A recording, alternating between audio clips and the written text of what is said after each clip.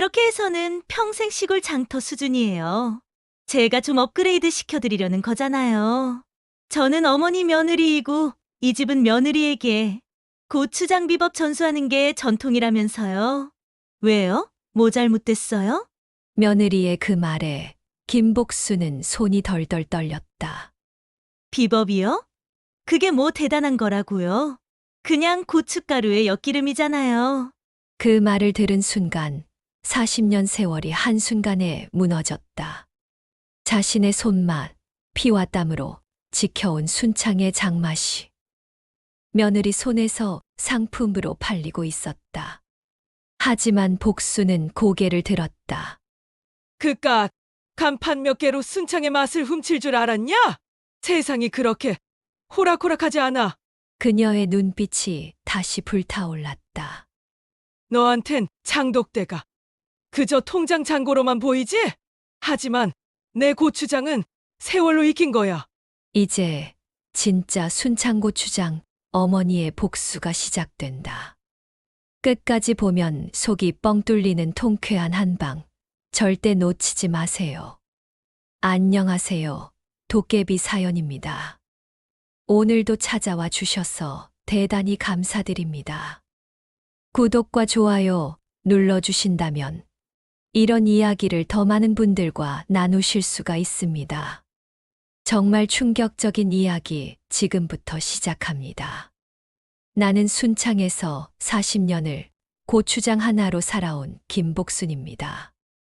66살 주름진 손이지만 이 손끝에서 나오는 장맛 하나만큼은 자신 있었죠. 복순이 손맛은 아무도 못 따라가. 마을 사람들이 그렇게 말해줄 때마다 가슴이 뿌듯했습니다. 새벽 4시면 일어나서 장독대 앞에 섰어요.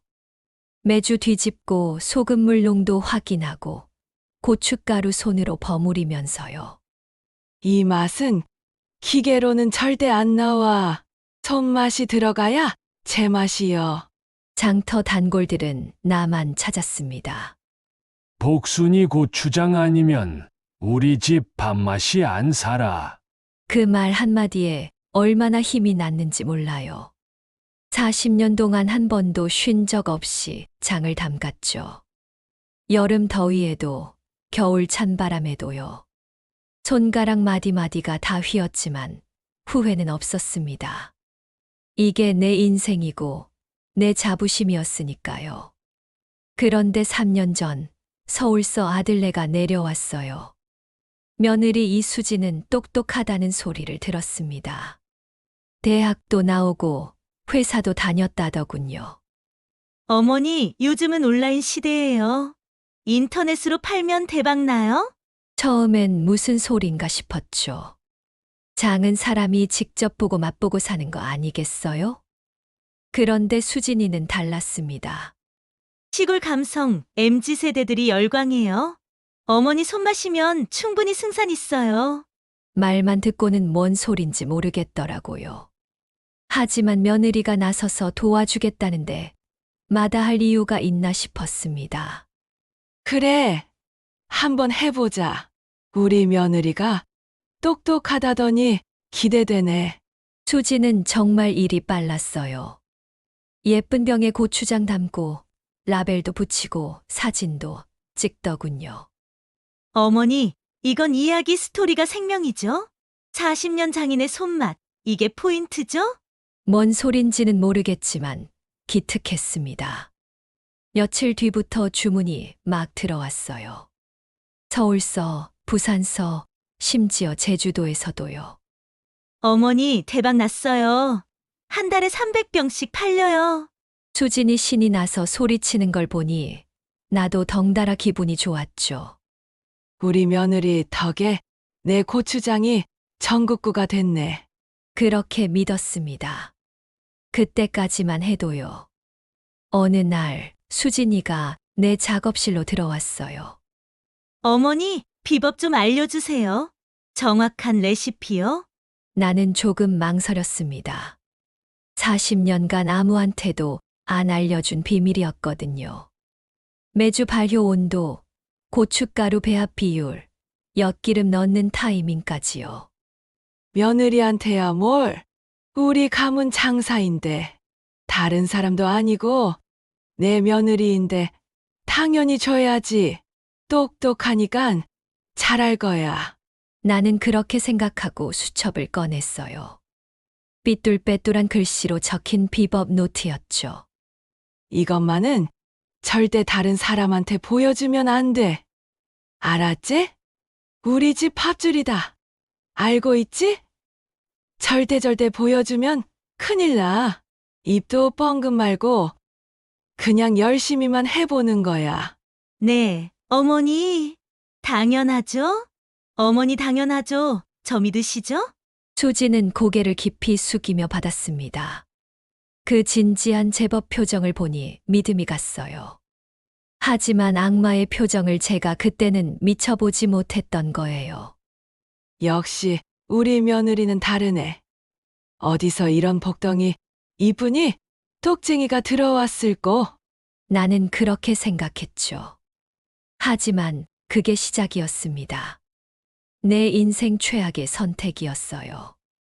정말 내 인생 다시 돌아갈 수 있는 순간이 있다면 절대로 비법 노트 전수 안 해줄 거예요. 비법을 알려준 뒤로 수진의 행동이 달라졌습니다. 예전엔 내 눈치를 보더니 이제는 자기가 주인인 것처럼 굴더군요. 어머니, 이제 제가 알아서 할게요. 쉬세요. 어머니 서로 믿어야죠. 왜 자꾸 저에게 이래라 저래라 하세요? 장독대에 가려고 하면 수진이 막았어요. 손으로 하면 시간만 오래 걸려요? 기계 믹서 쓰면 되죠? 내 가슴이 철렁했습니다. 그럼 손맛이 안 나는디? 요즘 사람들은 그런 거 몰라요. 맛만 비슷하면 돼요. 수진의 말투가 점점 차가워졌죠. 비법이요? 그게 뭐 대단한 거라고요. 그냥 고춧가루에 엿기름이잖아요. 그 말을 듣는 순간 머리가 핑 돌았습니다. 40년 내 인생이 그냥으로 취급당하는 기분이었어요. 수진아, 장이라는 게 단순히 재료만 섞는 게 아니여. 정성이 들어가야. 어머니, 그렇게 해서는 평생 시골 장터 수준이에요. 가슴에 비수가 꽂혔습니다. 시골 장터 수준이라고? 나는 그 장터에서 아들 대학 보내고 집 장만하고 평생을 읽고 왔는데요. 제가 좀 업그레이드 시켜드리려는 거잖아요. 수진의 눈빛엔 욕심만 가득했어요. 나를 보는 게 아니라 돈을 보고 있었죠. 그때부터 수진은 혼자 움직이기 시작했습니다. 새벽에 몰래 일어나서 뭔가 준비하더군요. 뭐 하냐? 저희 친정엄마도 고추장 맛 좀 보여드려도 될까요? 어머니? 그럼 친정엄마 드릴 거 좀 쌀게요. 그렇게 대답하고는 큰 박스를 몇 개씩 싸 나갔어요. 아니 말이 됩니까? 한 통 두 통도 아니고 몇 박스. 이상해도 단단히 잘못되고 이상했습니다. 친정에 고추장 주는 건 며칠이면 되는데 한 달 내내 수십 박스가 나갔거든요. 혹시 어디 팔고 있는 거 아닌가 하는 생각까지 들었어요. 현수야, 의심하는 것은 절대로 아닌데. 너희 처가에서 고추장으로 뭐 하니? 아들 현수한테 물었죠. 에이, 어머니, 그럴 리가요. 수진이가 효녀인데. 현수는 며느리 편만 들었습니다. 착한 아들이지만 머리가 굵은 건 아니었어요. 며느리 꽁무니만 쫓아다니는 게 눈에 보였죠. 너는 눈이 있냐 없냐? 사람을 너무 믿어도 안 된다. 너가 옆에서 처가집에 고추장이 왜 많이 필요한지 가져가는지 확인을 좀 해보라는 거다. 어머니, 왜 그러세요? 수진이가 얼마나 열심히 하는데요. 수진이가 들으면 뒤로 자빠지겠네요. 답답했습니다. 정말 세상 답답했습니다. 내 아들이지만 믿을 수가 없었어요. 아니 아무것도 모르고 며느리 손에 놀아난 것이죠. 그러던 어느 날 장터 친구 박이화가 찾아왔습니다. 복순아, 너 혹시 읍내에 가게 하나 더 냈나? 무슨 소리여? 읍내 중앙시장에 수진고추장이라고 간판 크게 걸린 데가 있던디. 내 고추장이랑 똑같더라. 온몸에 소름이 돋았습니다. 내 이름도 아니고 수진이 이름으로 그렇다니까. 포장지도 비슷한디. 가격은 내 거보다 비싸. 나는 당장 읍내로 달려갔어요. 숨이 턱까지 차올랐지만 멈출 수가 없었죠. 중앙시장 한복판에 번쩍번쩍한 간판이 보였습니다. 수진 고추장 순창 전통의 맥을 잇다. 내 비법 문구까지 그대로 박혀 있었어요. 가게 앞에는 손님들이 줄을 서 있었습니다. 와, 여기 진짜 맛집이래요. 인스타에서 봤는데 대박이더라. 고추장 맛은 역시 손맛이지. 이 고추장으로 떡볶이 하면 진짜 맛있겠어. 젊은 사람들이 사진 찍으면서 난리였죠. 나는 떨리는 손으로 가게 문을 열었습니다. 안에는 수진이 서 있었어요. 환한 미소를 지으며 손님을 받고 있었죠. 어서 오세요. 그 순간 우리 눈이 마주쳤습니다. 수진의 얼굴이 굳었어요. 어머니? 여길 어떻게 하시고 어쩐 일로 오셨어요? 나는 말문이 막혔습니다. 이게 대체 무슨 일이냐고 소리치고 싶었지만 목소리가 안 나왔어요. 정말 한마디도 안 하고 못하고 나왔어요. 어이가 없어서죠. 그저 수진을 빤히 쳐다볼 수밖에 없었죠. 집으로 돌아오는 길이 지옥 같았습니다. 다리에 힘이 하나도 안 들어가더군요. 40년 쌓아온 게 하루아침에 무너지는 기분이었어요. 내가 뭘 잘못한 거요? 혼자 중얼거리며 장독대 앞에 주저앉았죠. 손으로 어루만진 메주들이 눈에 들어왔습니다. 하나하나 정성으로 띄운 것들이었어요.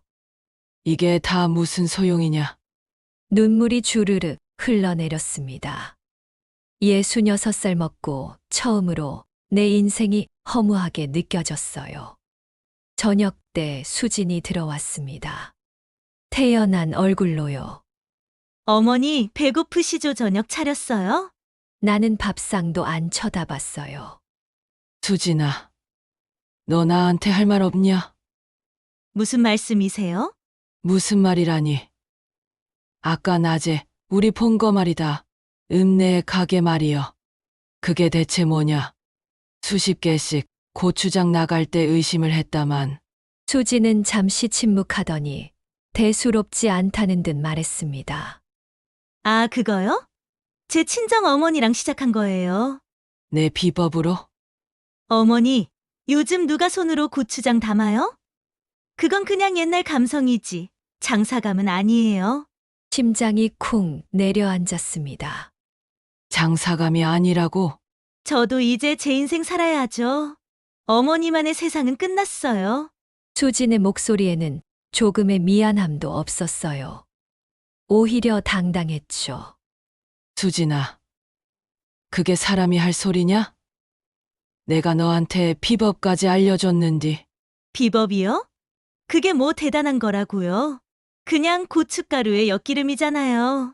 그 말을 또 듣는 순간 온몸에 힘이 빠졌습니다.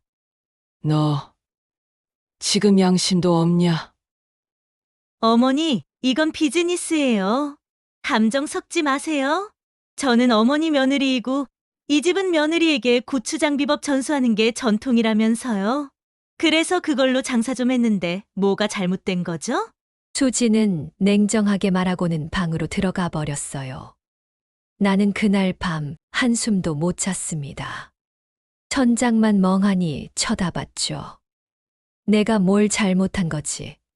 며느리를 너무 믿은 게 잘못인가? 이야기 좀 하자고 해도 그냥 쌩하디 들어가 버리더라고요. 머릿속이 복잡했어요. 갑자기 전화벨이 울렸다. 복순이 수화기를 들자 낯선 서울 말투가 들려왔다. 안사돈, 수진이 힘들게 배운 거 가지고 왜 그렇게 하세요? 요즘은 다 그렇게 해요. 세상이 변했잖아요. 복순의 이마에 핏줄이 섰다. 변해도 지켜야 할 건 있지요. 내 손맛. 내 이름 걸고 만든 걸 가져가면 도둑이지. 그게 발전이요. 친정엄마의 목소리가 높아졌다. 도둑이라뇨. 안사돈이 너무 옛날식이세요. 그래서 수진이가 답답했던 거예요. 복순은 잠시 침묵하다가 한마디를 내뱉었다. 그 답답한 손맛으로 내 딸 입에 밥 들어간 거요. 서울식 말로 포장해도 그건 은혜를 모른 죄요. 순간 전화 너머로 숨소리가 멎었다. 복순은 마지막으로 덧붙였다. 난 당신 딸한테 장을 준 게 아니라 믿음을 준 거요. 그걸 팔아먹었으니 이제 갚을 때가 된 거지. 다음 날 아침 마을 이장 박만식이 찾아왔습니다. 복순아, 소문 들었다. 며느리가 내 장사 가로챘다며. 이장님도 아시네요. 읍내가 발칵 뒤집혔제. 다들 수군거리더라. 가슴이 무너졌습니다. 마을 사람들한테까지 소문이 났다니요. 복순아, 이거 그냥 넘어가면 안 돼. 법적으로 대응해야 해. 법이요? 비법을 훔쳐간 건데 가만히 있으면 되냐?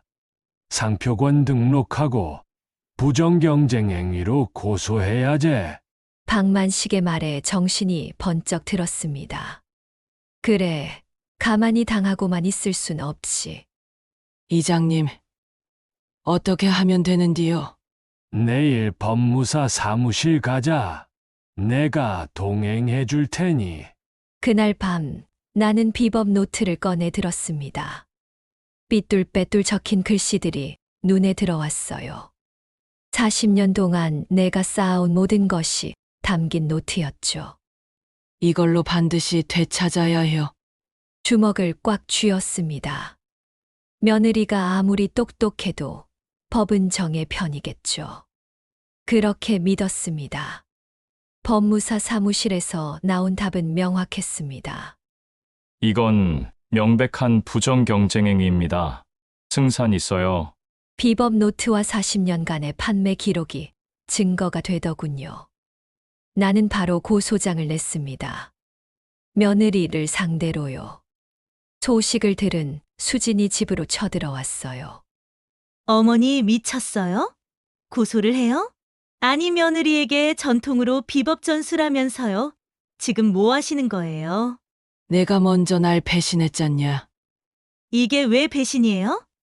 저는 제 친정이랑 한 거예요. 내 비법으로.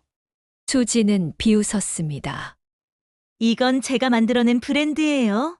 어머니가 준 건 그냥 아이디어였잖아요. 아이디어라고? 요즘 손님들이 고향 맛 찾는다고요? 아니요. 인스타 감성을 찾죠. 수진의 말 한마디 한마디가 칼날 같았어요. 그렇게 정으로만 하면 평생 남 좋은 일만 하지. 돈은 못 벌어요. 나는 더 이상 참을 수가 없었습니다. 그 정없는 말투로 장 담그면 된장도 너 닮아서 썩어버렸다. 수진의 얼굴이 굳었어요. 말 조심하세요. 말이 좀 심하시네 어머니. 내가 장을 배운 게 아니라 사람 이용하는 법만 배웠구먼. 이제 제 가게가 순창 대표가 된 거죠. 고생하셨어요 어머니. 늦었지만 감사하네요. 수지는 비꼬듯 말하고는 집을 나갔습니다. 법정에 섰습니다. 재판장 앞에 수진이 앉아 있었어요. 변호사까지 대동하고서요. 증거 자료 제출하십시오.